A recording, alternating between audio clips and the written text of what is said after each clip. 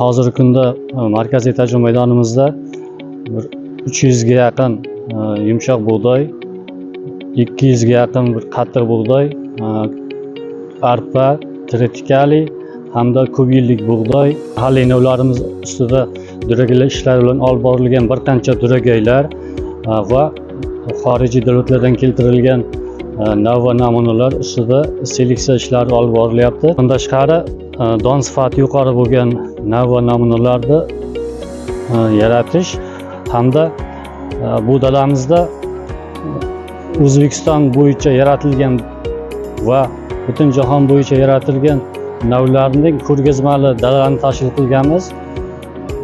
Bular tashkil qilishdan asosiy maqsad respublikamizda yaratilgan navlarimizning hosildorligi va chet elda yaratilgan navlarning hosildorligini taqqoslash maqsadida ko'rgazmali dala tashkil qilish ishlari olib borilgan.